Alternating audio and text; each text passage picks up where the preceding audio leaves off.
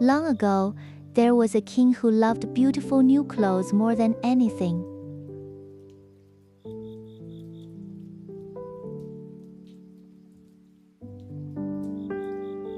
He didn't care about his army or the theater.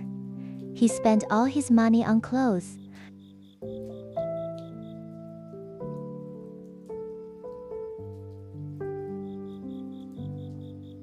He only rode in his carriage to show off his fancy new outfits.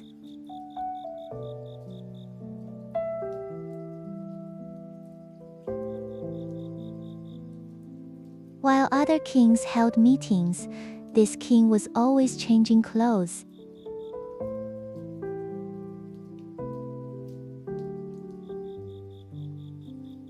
Life in his big city was joyful.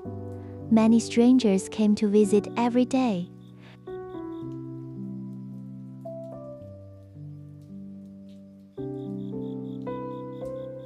One day, two cheats arrived.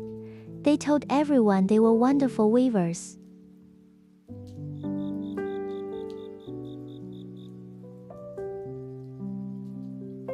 They claimed they could weave the most beautiful cloth with magical colors.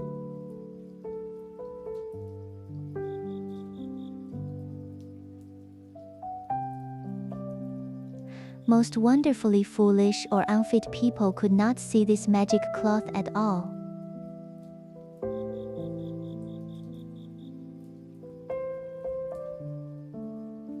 The king thought, "This is perfect. It will help me find the foolish people."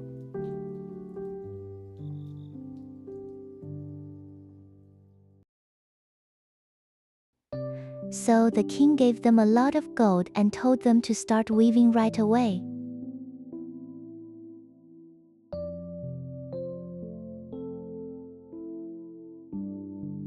The two cheats set up empty looms and pretended to work very hard.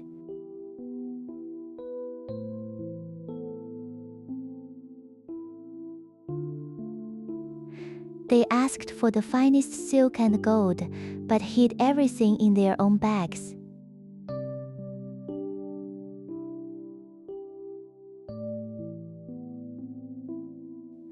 They pretended to work late into the night, but the looms remained empty.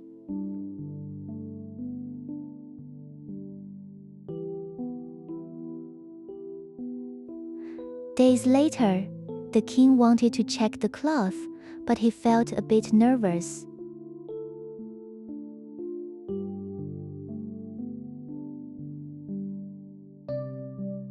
He worried he might be too foolish to see it, so he decided to send someone else.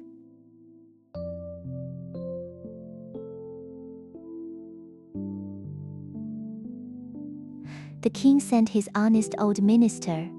He was smart and fit for his job.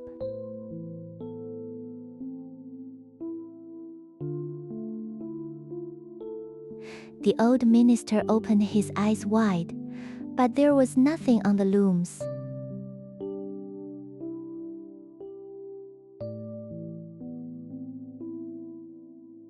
The minister gasped, "Oh dear, am I foolish? I cannot see anything."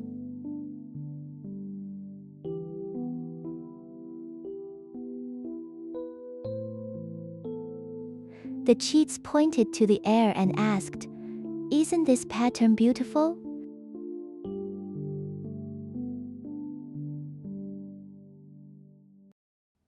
The minister nodded quickly and lied. "Oh yes, it is truly wonderful."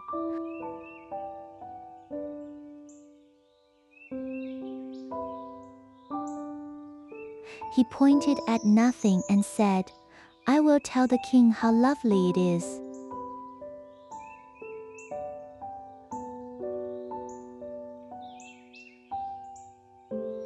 The cheats made up names for the colors, and the minister listened carefully.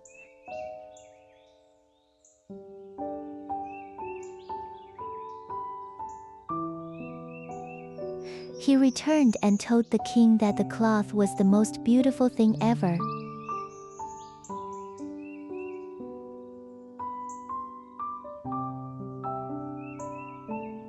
The cheats asked for more gold. They kept pretending to weave on empty looms.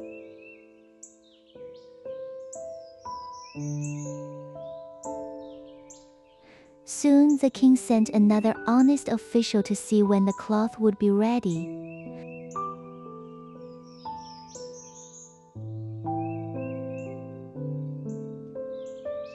This official looked and looked, but he couldn't see anything either.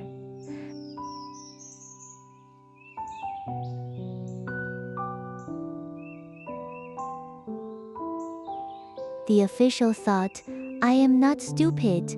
I must not let anyone know."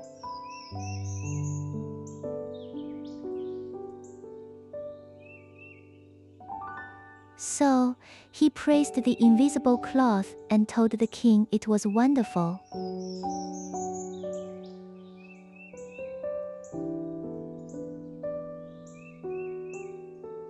Soon, everyone in the city was talking about this amazing new cloth.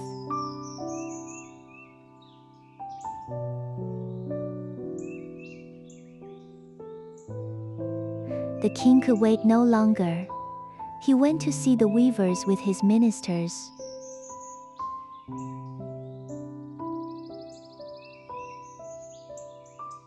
The two officials pointed to the air and said, "Look, Your Majesty, beautiful."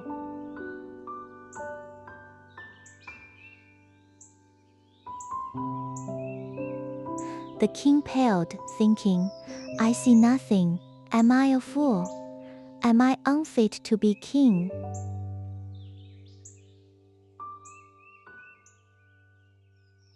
The king smiled and said, "Oh, it is very beautiful. I am fully satisfied."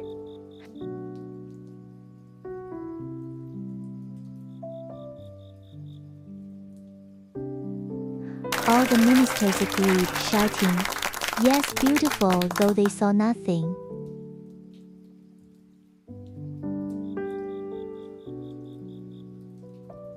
They advised the king to wear this new clothing for the grand parade tomorrow.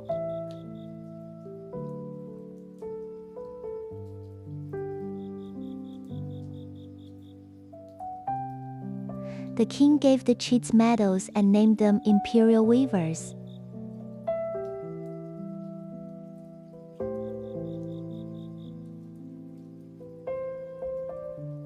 The night before the parade, the cheats burned 16 candles and worked all night.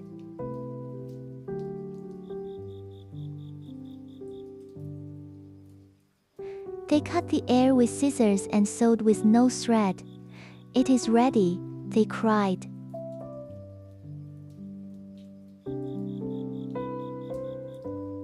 In the morning, the emperor came with his knights. The tricksters raised their hands and said, "Your Majesty, please look at your new clothes."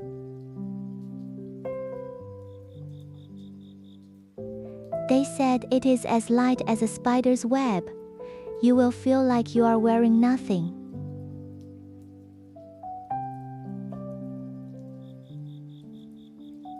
The king turned round and round before the mirror, pretending to look at his suit.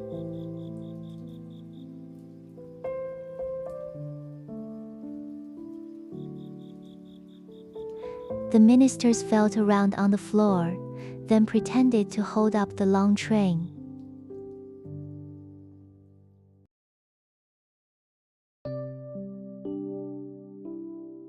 The official shouted, "The parade is ready. It is time to go out, Your Majesty."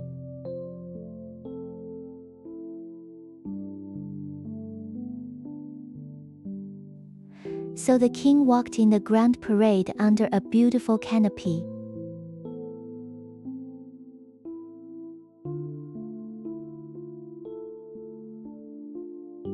Everyone shouted, "Look at the king's new clothes, beautiful." No one wanted to be a fool.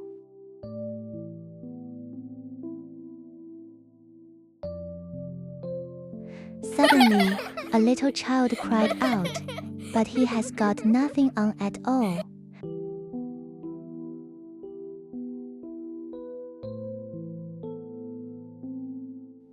The father gasped, but the child's words quickly spread through the crowd.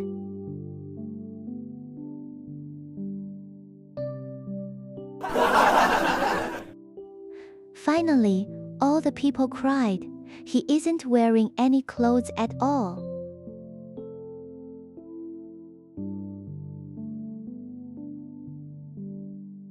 The king shivered and his face turned bright red, for he knew the people were right. He had no clothes on.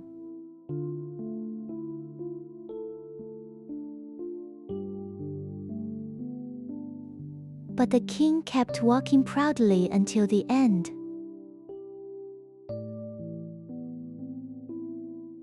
And that's the end of our story. But tell me, my little listeners, do you think all those grown-ups in the city really couldn't see the clothes? Why do you think they were too scared to tell the truth? And what would you have done if you were standing in that crowd? Let me know in the comments below, or have a fun chat about it with your mom and dad. Thanks for watching, and I'll see you in our next story. Bye bye.